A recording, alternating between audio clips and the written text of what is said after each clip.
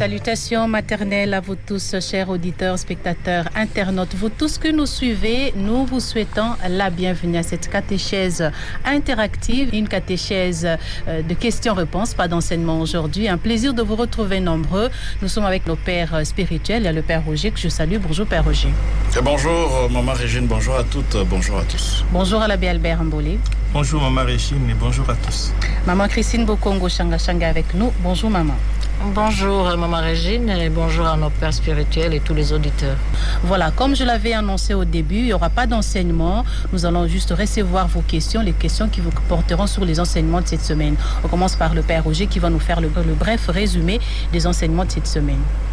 Et merci beaucoup Maman Régine. Cette semaine, la catéchèse a connu comme menu ce qui suit. D'abord, le lundi, c'était la catéchèse rétroactive sur l'ascension de notre Seigneur Jésus-Christ au ciel, où il est installé à la droite de Dieu, son Père et notre Père.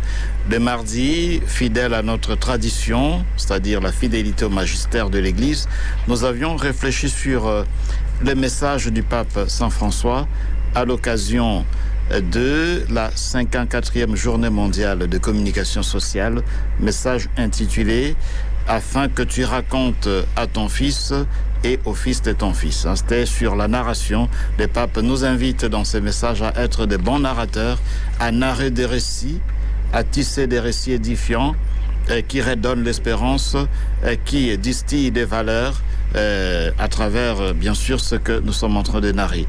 Le mercredi, c'était une rediffusion d'une catéchèse mariale animée par l'abbé Albert Mbolé.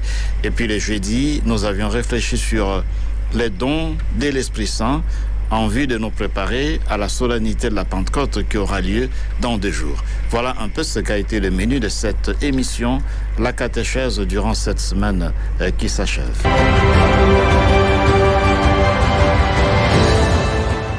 On va commencer par le message de Baby Grace depuis Notre-Dame d'Afrique. Bonjour mon père, bonjour monsieur l'abbé, bonjour à tous. Mon père, comment quelqu'un peut savoir qu'il a développé en lui le don de discernement ou pas? À monsieur l'abbé Albert, je n'arrive pas à comprendre la tristesse que j'ai sentie le dimanche de l'Ascension, comme si Jésus était là physiquement et j'étais en train de lui demander de rester avec lui alors qu'il partait déjà. Aidez-moi à comprendre si c'est normal de se sentir ainsi. On commence par le Père. Bon, je commence par la première question qui m'est adressée avant de céder la parole à l'abbé Albert. Le discernement, comment savoir qu'on a le don du discernement qui est lié au don du conseil. Le don du conseil, en principe, inclut le discernement. Le discernement, ça veut dire que prendre le temps de réfléchir, de méditer à la lumière de la parole de Dieu, le temps de prier, avant d'opérer un quelconque choix dans la vie, surtout des choix fondamentaux. Avant de lever une quelconque option, surtout des options importantes, il faut discerner, c'est-à-dire il faut prendre le temps de réfléchir, de méditer à la lumière de la parole de Dieu, demander conseil aux personnes avisées, essayer de peser les pour et les contre devant le Seigneur dans la prière. C'est ça le discernement. Alors on saura qu'on a ces dons-là si on ne se précipite pas face à des situations qui sont souvent délicates. On ne se précipite pas de décider, on prend le temps de réfléchir et de prier, parce que le discernement demande justement la patience. Il demande surtout qu'on puisse réfléchir, qu'on puisse prier avant d'opérer un choix important dans la vie. Monsieur l'abbé. Merci à Baby Grace pour sa question. Il a éprouvé de la tristesse quand il célébrait l'ascension du Seigneur. Je pense qu'on éprouve ces sentiments de tristesse lorsqu'on se sent abandonné. Or, quand Jésus accomplit l'ascension, il n'y a pas intérêt de pouvoir se sentir triste parce qu'il retourne vers le Père. Au regard de tout ce qu'il dit, comme propos il tient, notamment en disant que moi je serai avec vous jusqu'à la fin des temps. Et donc, le départ du Christ vers le Père, ce n'est pas synonyme de son absence. C'est tout à fait normal dans un contexte pareil. Lorsque vous sentez que le Christ est en train de partir, ça pouvait être aussi le cas même pour les apôtres qui étaient présents les jours de l'Ascension. Mais on ne peut pas nourrir ces sentiments en nous, de la tristesse, pour autant que le Christ nous a garanti de sa présence permanente. Même si physiquement, il ne sera pas avec ses apôtres, même si physiquement, on ne sait pas l'apercevoir, mais il est là à travers les sacrements, il est là à travers son Église et il continue à agir. Donc, il faut changer ces sentiments de tristesse en joie parce que le Christ est toujours avec nous.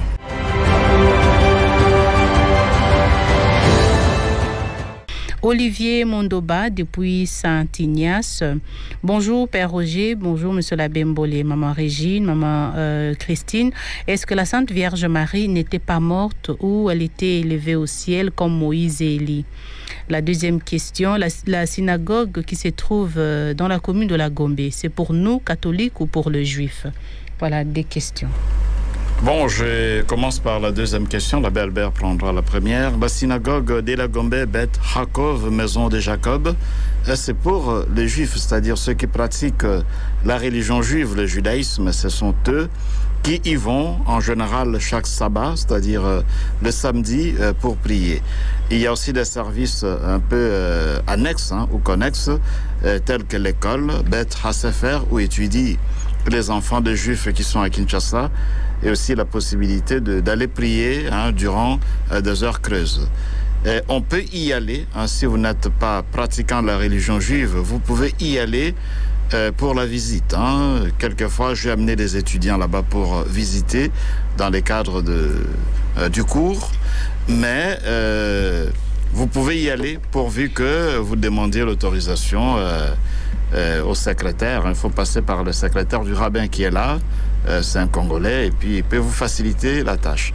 Parfois, quand il y a des problèmes d'insécurité en Israël, souvent ils deviennent un peu rigoureux, ce qui est tout à fait normal parce qu'ils doivent aussi se protéger. La deuxième question. Père Rocher. Au sujet de la fin de la vie terrestre et de la Vierge Marie, nous ne parlons pas de sa mort, nous parlons de son assomption. Et c'est ce qu'elle a connu comme réalité pour terminer sa vie terrestre. Dans le catholicisme, chez les orthodoxes, on parle de la dormition de la Vierge Marie, c'est-à-dire la Vierge Marie à la fin de sa vie, et elle a été plongée dans un profond sommeil et les anges sont venus prendre son corps et son âme, elle a été élevée. C'est pareil, cette réalité de l'Assomption qu'a connu certains patriarches dans la Bible, notamment Enoch a connu cela, Élie aussi a connu l'Assomption. Et donc, ce n'est pas un fait extraordinaire, c'est une grâce que Dieu accorde à ses bien-aimés. Et comme Marie est la bien-aimée du Seigneur, elle a bénéficié aussi de grâce de l'Assomption, pour autant que la mort est considérée comme conséquence du péché. Et elle, par la grâce de l'Immaculature, elle ne pouvait pas connaître la corruption de son corps. Elle a bénéficié de la grâce de l'Assomption.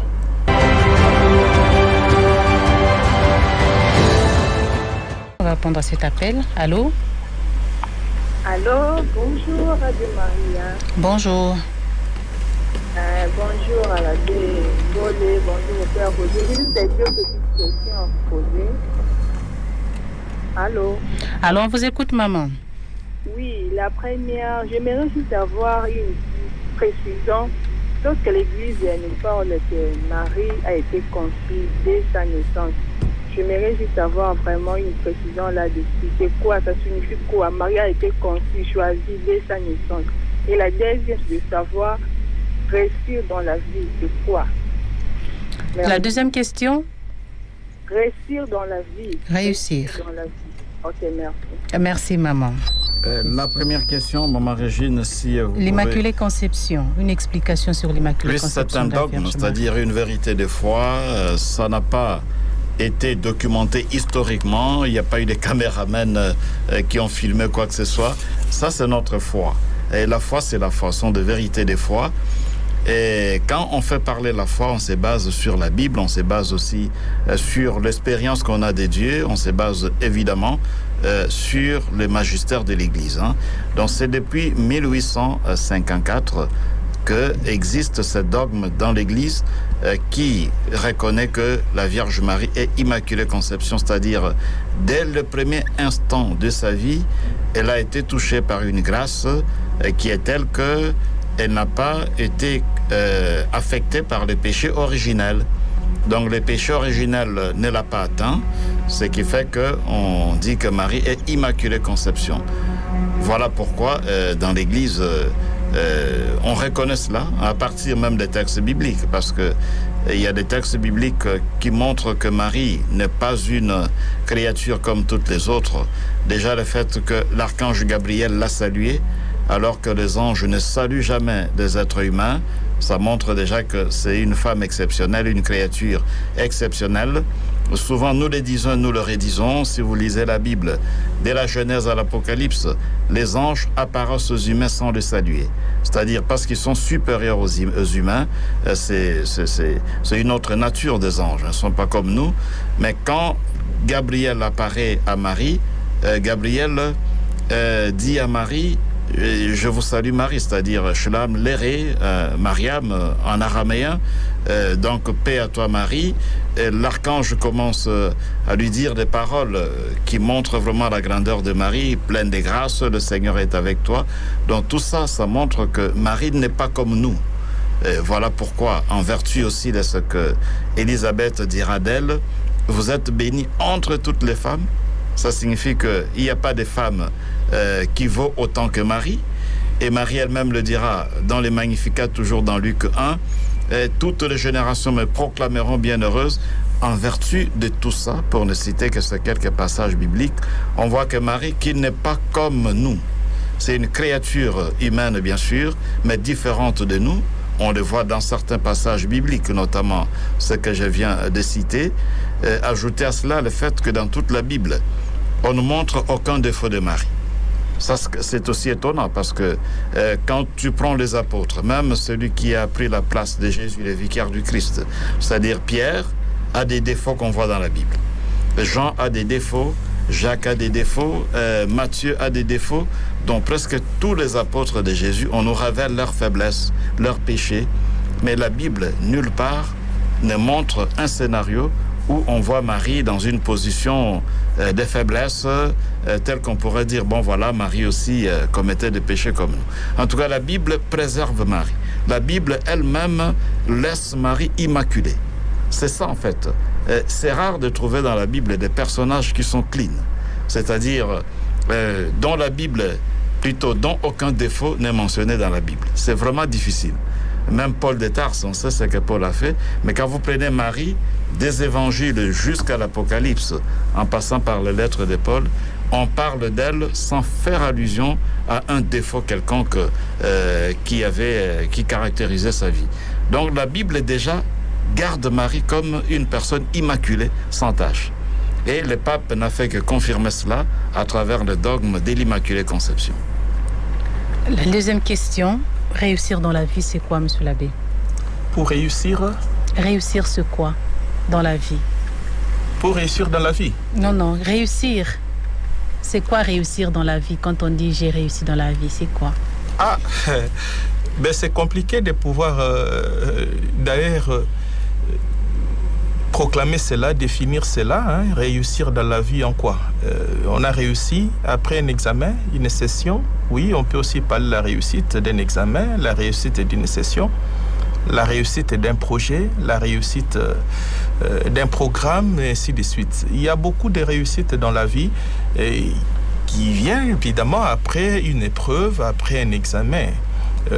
Mais est-ce qu'on peut réussir totalement dans la vie ici? Je ne pense pas.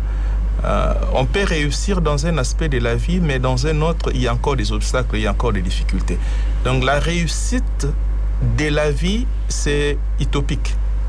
La réussite dans un aspect de la vie, ça peut exister. J'ai réussi sur le plan académique, j'ai réussi sur le plan professionnel, mais il y a encore d'autres aspects de la vie, domaines de la vie qui peuvent échapper. Et donc on ne peut pas parler de la réussite totale dans la vie. Mais la possession de Jésus, c'est aussi une réussite dans la vie. Quand on possède Jésus dans sa vie, dans son cœur, on réussit en tout. Donc on va quand même avancer.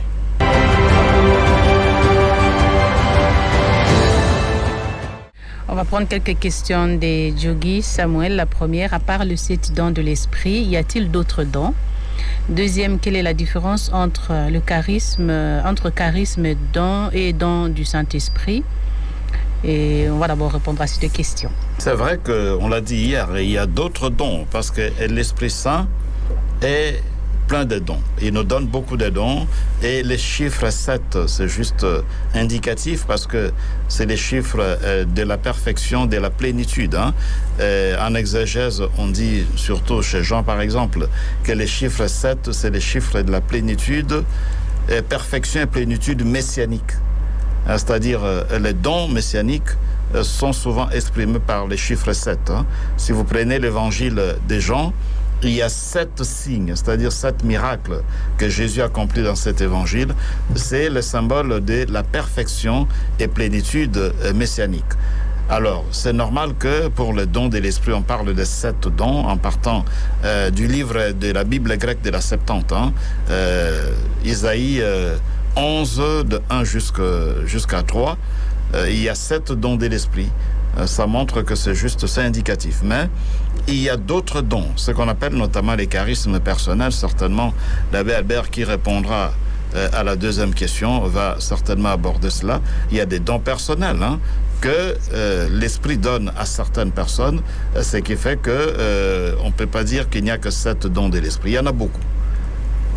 Différence entre charisme et don du Saint-Esprit, M. l'abbé. Merci, Maman Régine. C'est ce que disait tout à l'heure Père Roger. Les dons, il n'y en a que 7 donnés par l'Esprit Saint, selon Isaïe 11, les 2 premiers versets. Et les charismes, c'est ce que Saint Paul énumère dans sa première lettre aux Corinthiens, chapitre 13, lorsqu'il parle de beaucoup de manifestations dans l'Église, les dons des conseils, les dons de la connaissance, les dons de discernement et autres. Et tout cela sont donnés pour les biens communautaires. D'abord, c'est ce que l'Esprit donne de manière particulière et spécifique pour chaque personne. C'est-à-dire, vous avez un bien de l'Esprit qu'on appelle le charisme et qu'on ne peut pas retrouver chez un autre. Par exemple, chanter. Chanter, c'est aussi un charisme. Quelqu'un peut développer ce charisme-là, c'est don de l'Esprit qu'on appelle charisme, notamment qui s'exprime à travers les chants. Quelqu'un peut avoir aussi un autre charisme, par exemple, de bien parler. Il parle bien, ça peut être aussi un charisme, un bien particulier de l'esprit qu'on ne peut pas retrouver chez quelqu'un d'autre. Donc, les charismes sont beaucoup plus spécifiques, tandis que les dons, on le retrouve chez tous les baptisés. Voilà un peu la différence qu'on peut établir entre les deux.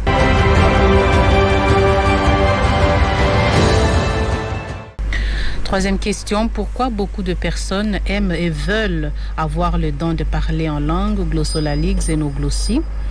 Autre question, notre voisine a perdu son père le jour de mon anniversaire. Comment la consoler? Et les dons de la glossolalie et xénoglossie, nous allons y revenir la semaine prochaine, après avoir célébré la solennité de la Pentecôte. Mais dans l'immédiat, je dirais que pourquoi les gens préfèrent ça? Je ne sais pas trop pourquoi. Je sais pas. C'est difficile de répondre à la place de ceux qui vraiment préfèrent ce genre de dons, parce que les dons sont des dons, c'est-à-dire c'est Dieu qui donne, c'est l'Esprit qui donne, ce n'est pas à nous de les chercher. Et surtout, il ne faut pas forcer la note. Si vous n'avez pas un charisme particulier, eh bien il faut pas forcer la note. Il faut s'accepter tel quel, il faut s'assumer dans la vie. Il y a des dons que Dieu vous a donnés, l'abbé Albert le disait tout à l'heure, qu'il n'a pas donné aux autres. Et donc, contentez-vous de ce que Dieu vous a offert comme don. Il y en a qui veulent forcer la note quand vous entendez parfois dans certaines séances de prière, on dit il commence à parler en langue, vous voyez que c'est tout à fait, c'est prémédité, c'est tout à fait une caricature par rapport à la véritable glossolalie, c'est-à-dire les parler en langue dont parle Paul dans ses lettres. Je crois que c'est important qu'on revisite surtout 1 Corinthiens 13, parce que le problème s'est posé déjà dans l'église de Corinthe. Vous voyez, Paul commence d'ailleurs ces chapitres de la première lettre aux Corinthiens en faisant allusion au don des langues. Il dit, quand vous pouvez parler en langue, si vous n'avez pas l'amour, ça vaut rien. C'est que déjà à l'époque, dans la ville des Corinthes, les dons des langues fascinaient les gens. Et c'est comme aujourd'hui aussi, ça fascine. Et comme ça fascine, il y en a qui forcent la note, il y en a qui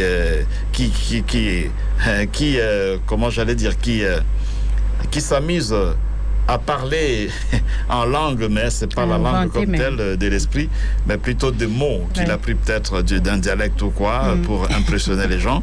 Malheureusement, c'est ça. Alors, c'est important de revenir à l'essentiel, comme Paul le dit dans 1 Corinthiens 13.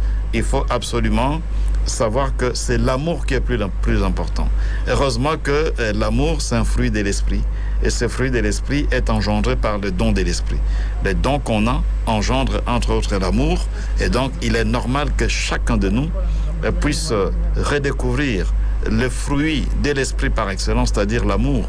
C'est ce qui est plus important. Parce que vous pouvez parler en langue, vous pouvez avoir tant d'autres dons au charisme, mais si vous n'avez pas l'amour, eh bien, ça ne servira à rien. Merci, Père. Avant de répondre à la deuxième question qui nous a été posée, je voulais ajouter un élément sur ce que vient de dire Père Roger, à la question qui a été posée, pourquoi les gens aiment bien les dons de parler la langue. Mais c'est tout simplement parce que beaucoup ont une mauvaise conception de l'Esprit Saint, le Saint-Esprit. On croit que cette troisième personne de la Sainte Trinité se manifeste toujours avec des faits spectaculaires. Les gens sont tellement avides de sensationnel lorsqu'on ne bouge pas, lorsqu'on n'est pas bouillonnant, c'est qu'on n'a pas l'Esprit Saint. Donc, il faut qu'il y ait quelque chose de particulier pour qu'on se le dise, voilà, il y a une présence et une possession de l'Esprit Saint, alors que ce n'est pas le cas. Lorsque nous nous souvenons de l'histoire d'Élie qui rencontre le Seigneur, mais c'était dans une brise légère. Dieu ne se manifeste pas seulement dans les tintamars, dans les bruits, dans les brouhaha, mais aussi dans la brise légère, dans le silence.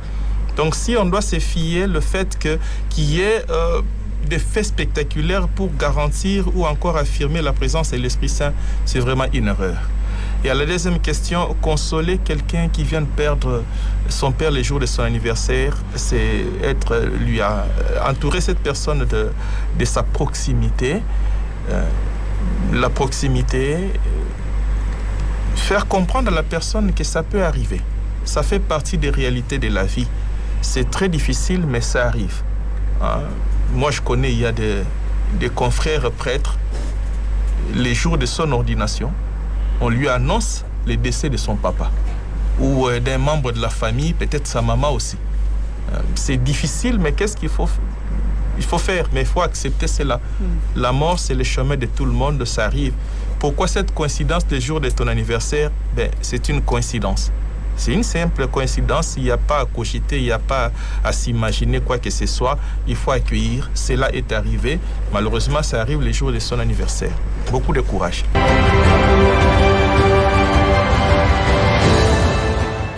Merci à M. l'abbé. On va donner la parole également à Maman Christine qui est avec nous. Ah oui, merci beaucoup, Maman Régine, pour la parole. Quand j'entends nos pères spirituels en train de parler autour de langues, alors je me pose la question. Les jours de Pentecôte, il y a eu cette grande manifestation de l'Esprit Saint, et puis nous lisons que tout le monde s'est mis à parler en langue. Mais ces langues-là, c'était les différents dialectes que chacun pouvait comprendre par rapport à ce qui était en train de se dire. Mais généralement, quand on parle les langues ici, souvent ce sont des mots que nous ne comprenons pas. Tout le monde ne comprend pas, il faut chercher qu'il y ait quelqu'un pour interpréter peut-être avec ces dons-là. Mais nous avons plusieurs dialectes ici, par exemple, chez nous, en RD Congo. Mais est-ce que vous ne pensez pas, mes pères, que pendant une manifestation aussi de l'Esprit Saint, que les gens peuvent parler en plusieurs dialectes, qui parle en Kisakata, qui parle en Mituku, qui parle en Kikongo, je ne sais pas, en Lari ou quoi. Est-ce que ça ne sera pas aussi une façon que l'Esprit Saint cherche à nous transmettre aussi des messages, ou bien il faut que ça soit nécessairement des langues que nous ne comprenons pas, on dit la langue des anges, pour que les choses passent mieux, que les messages se retrouvent aussi spirituels. Merci, voilà, c'est ce qui m'est arrivé en tête pendant que vous étiez en train de parler des langues. Quoi, Maman Christine, avant de répondre à sa préoccupation, je voudrais revenir sur ce que notre auditrice disait tout à l'heure. L'anniversaire de naissance qui coïncide avec la disparition de son papa, c'est un cas que je connais. Dans l'environnement de Radio Maria, une dame, je crois qu'elle est à l'écoute de Radio Maria actuellement, dont le papa était pilote de l'air. Le jour de son anniversaire de naissance, elle attendait plutôt son papa qui devait revenir d'un voyage pour que, voilà, le soir, il puisse célébrer l'anniversaire de naissance de cette dame. Malheureusement, il y a eu crash. Alors qu'elle attendait son papa, l'avion est tombé et puis son papa, qui était pilote de l'air, est décédé le jour de son anniversaire de naissance.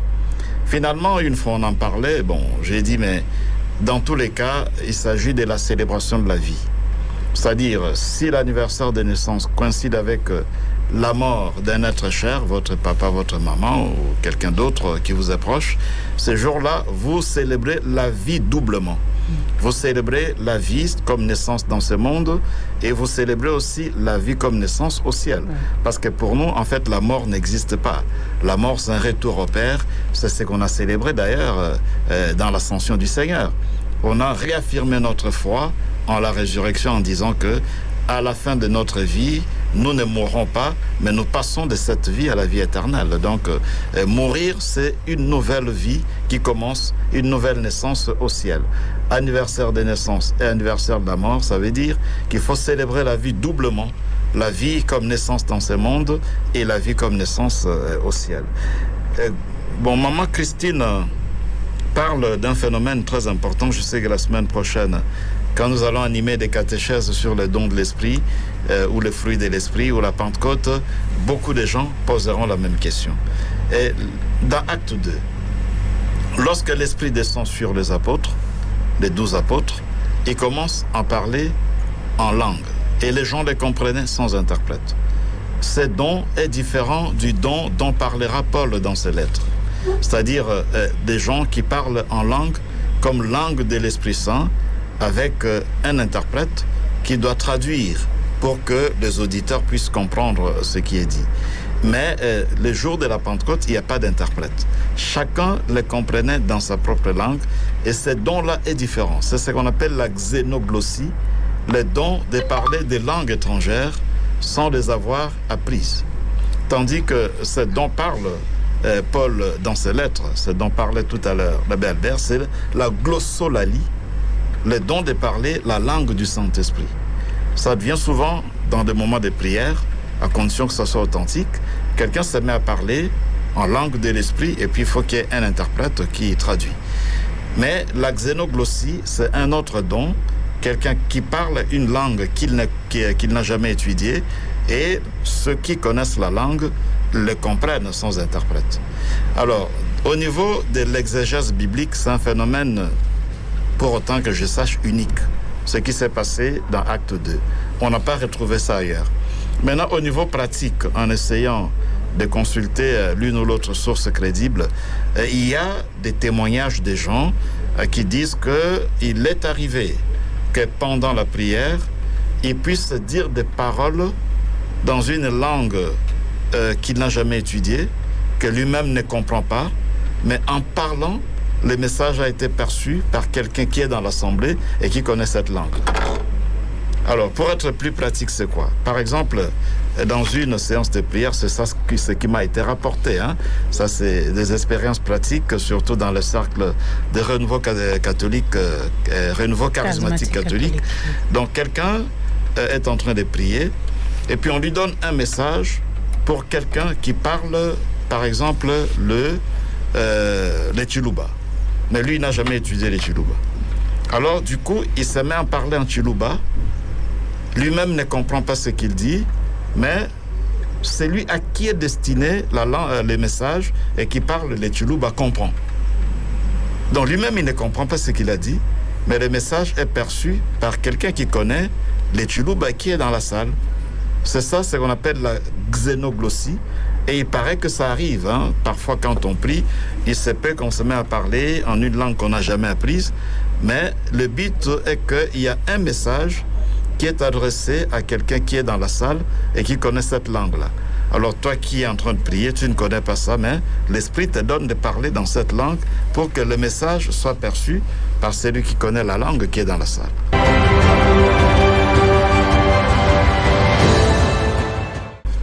On continue à recevoir vos questions. On va prendre celui de Giresse Mokoko depuis Saint-Ignace. Bonjour, Monsieur l'abbé. Bonjour, Père Roger. Aménager un coin ou mettre une statuette de la Vierge Marie pour prier, n'est-ce pas là une forme d'idolâtrie? Je rappelle que dans certains enseignements, de vos enseignements, vous et le Père Roger affirmez que nous ne prions pas la Vierge Marie, mais nous la vénérons. Un éclaircissement par rapport à ça. Autre question. Quel est le sens de la répétition de 10 Ave Marie dans la prière du chapelet, contrairement au Notre Père?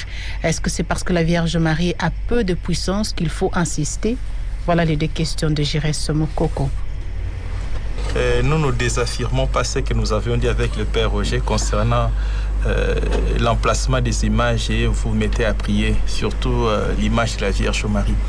Et tout à fait, ce n'est pas de l'idolâtrie, c'est de la vénération. Autant quand vous ornez votre maison avec des images, des tableaux, ainsi de suite. Quand vous construisez votre maison, vous voulez aménager votre maison, on arrive à placer des tableaux ci et là, des images qu'on achète dans le marché, et on trouve que c'est mieux de placer cette œuvre d'art à cet endroit. Peut-être l'image de votre père qui est déjà parti, vous continuez encore à garder son effigie. Et quand vous vous mettez dans cette pratique qui consiste à placer les images, des statues, des œuvres d'art dans la maison, c'est avec quelle perspective? C'est dans quel but? Non, il n'y a rien de l'idolâtrie en plaçant l'image de la Vierge Marie, et c'est plus de la vénération.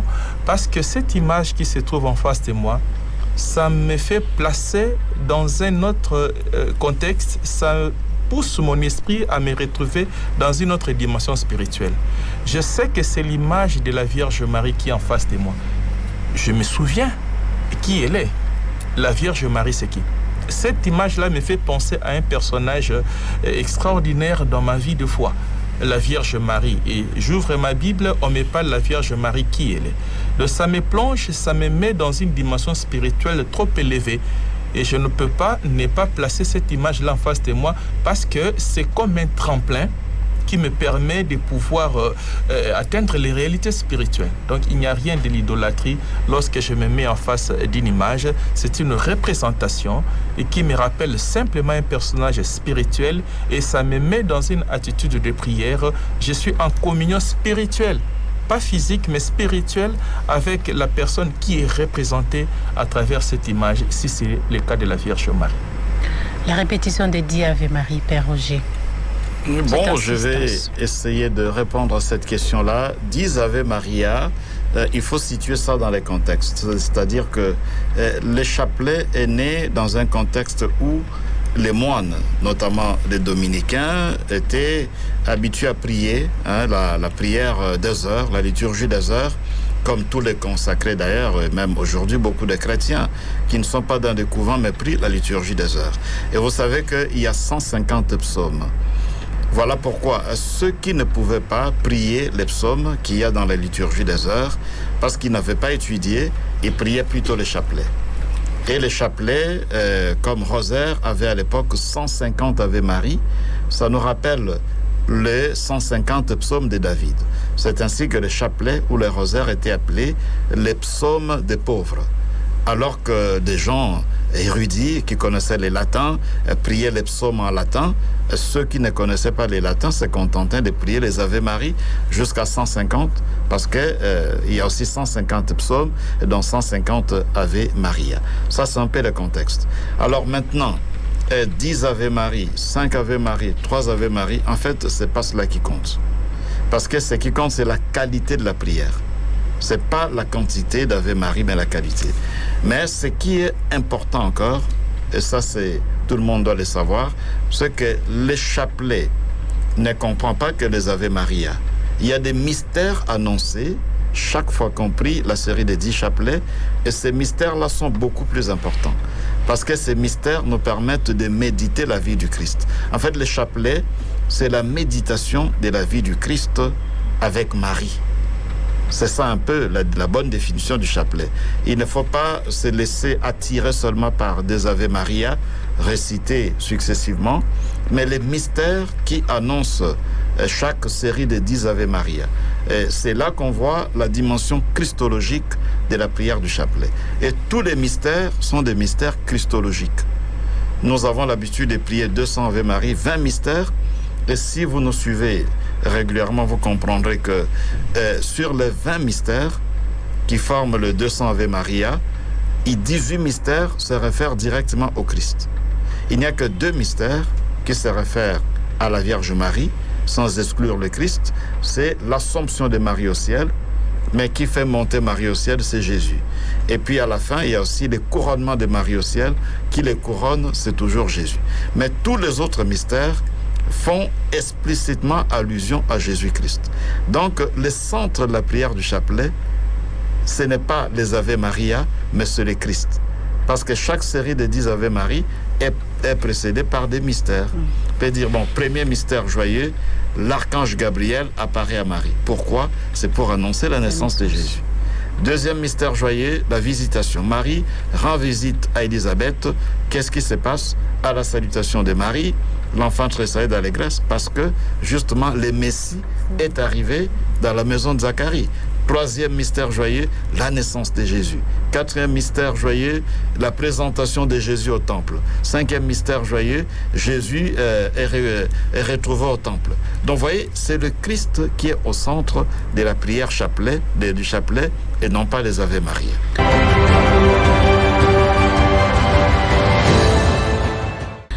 Merci Père, on va écouter Joseph de Marie. Régine, bonjour mes pères et merci pour cette belle catéchèse. Après avoir reçu le Saint-Esprit, Pierre prend la parole et dit: au dernier jour, je répandrai mon esprit. Il évoque Joël, je pense, le prophète Joël. Est-ce que dans l'entendement de Pierre, le dernier jour pour lui, c'était en ce moment-là, en ce moment où il venait de recevoir le Saint-Esprit?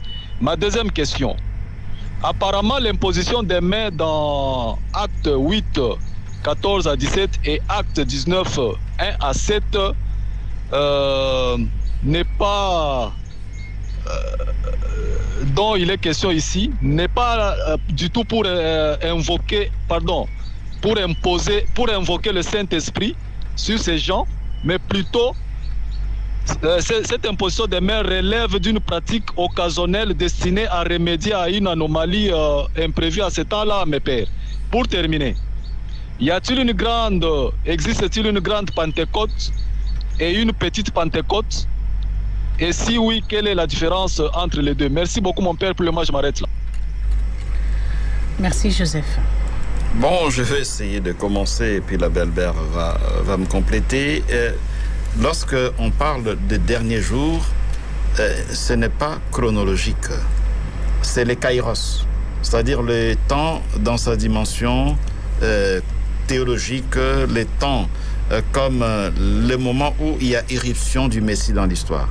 Donc les derniers temps, ça veut dire le temps messianique.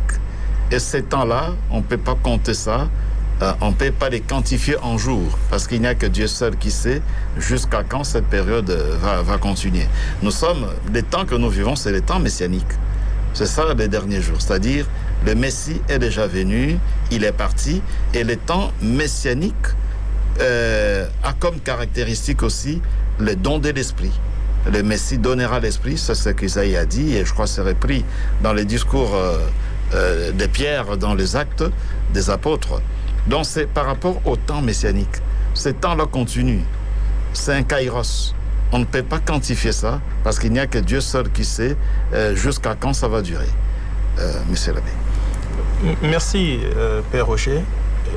Par rapport à l'imposition de main, évidemment, c'était une pratique courante à l'époque apostolique dans les Actes apôtres. Pour reprendre les textes de Actes 8, chapitre 17, on voit que c'était la pratique à ce moment-là de l'imposition de main pour recevoir le Saint-Esprit.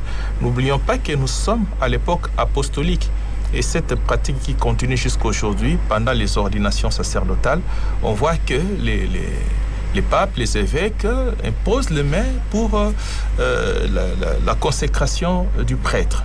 Donc ce n'est pas une pratique occasionnelle, mais ça signifiait justement aussi cette donation de l'Esprit Saint à une personne disposée à pouvoir recevoir. Et donc il n'y a rien d'anodin. C'était à l'époque apostolique comme pratique qui consiste à imposer les mains. On voit déjà Pierre le faire, Actes 8 et 17.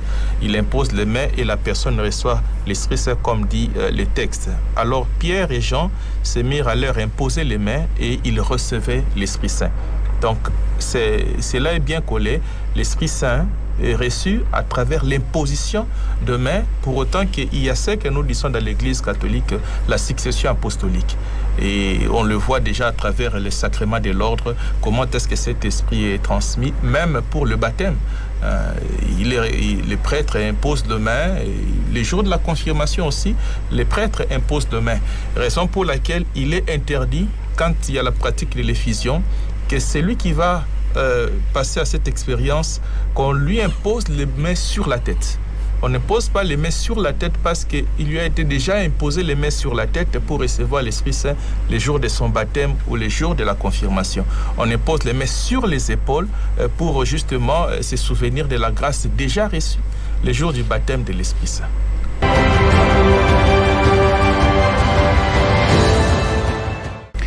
Merci, Monsieur l'abbé. On va continuer. On va prendre le texto depuis Goma de Christophe Kalenga.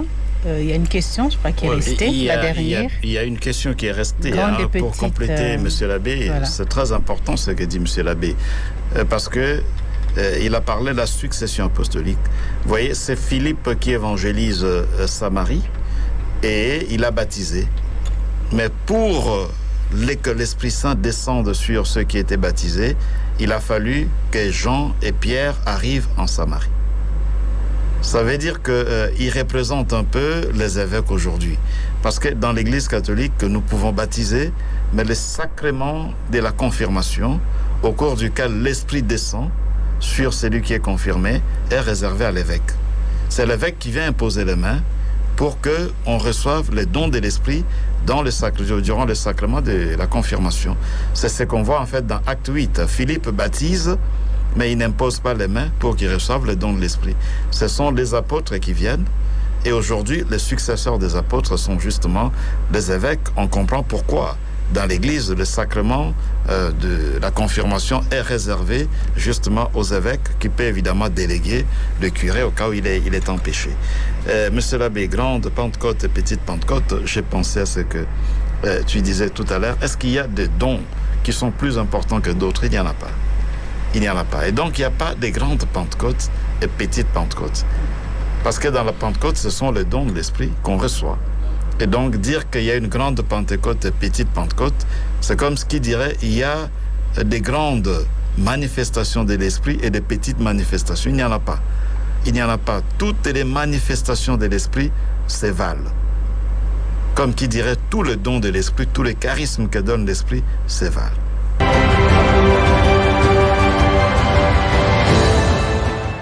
Voilà, on va terminer par cette première partie, par la question de Christophe Kalenga, qui nous écrit depuis Goma, paroisse Saint-François-Xavier. Shalom à radio, salut Père Roger, Monsieur l'abbé et tout le monde. Par rapport à la catéchèse d'hier, comment est-ce qu'on peut découvrir une personne qui prophétise avec une puissance agissante de l'Esprit Saint?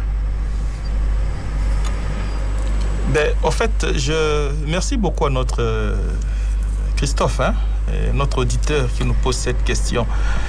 Je voudrais ici lire un texte de Paul pour répondre à sa question. 1 Corinthiens chapitre 14. 1 Corinthiens 14, voilà ce que l'apôtre Paul dit dans le premier verset. Recherchez la charité, aspirez aussi aux dons spirituels et surtout à celui des prophéties. Car celui qui parle en langue ne parle pas aux hommes, mais à Dieu. Celui qui parle en langue ne parle pas aux hommes, mais à Dieu. Personne en effet ne comprend. Il dit en esprit des choses mystérieuses. Il n'y a pas de spectacle par rapport à ces dons particuliers de parler en langue. Ça ne doit pas effrayer et ça ne doit même pas prêter aussi à confusion. C'est un don comme tout autre don. Père Roger venait de dire qu'il n'y a pas de plus grands dons et de petits dons. C'est un don particulier qu'on peut exprimer. Et question tout simplement de faire preuve aussi de beaucoup de discernement pour se dire effectivement, j'ai ces dons. Ça ne dépend pas de l'homme, ça dépend de l'esprit. C'est l'esprit qui donne à provision ces dons. Et quand on découvre ces dons, il faut faire bon usage. Et si jamais il y a aussi des charismes en soi, il faut que cela soit mis à la disposition de la communauté ou encore pour l'édification de la communauté. Découvrir son don ou découvrir les dons qui est placé en soi et que cela soit pour le bien de la communauté, c'est ce qui est essentiel par rapport aux dons qu'on peut retrouver dans sa vie. Merci, Monsieur l'abbé. Merci au Père Roger. C'est déjà la fin de la première partie de cette catéchèse interactive. Père Roger, un dernier mot aux auditeurs. Le dernier mot, c'est juste inviter nos auditeurs à fréquenter, n'est-ce pas, notre télévision sur YouTube, Radio Maria RDC.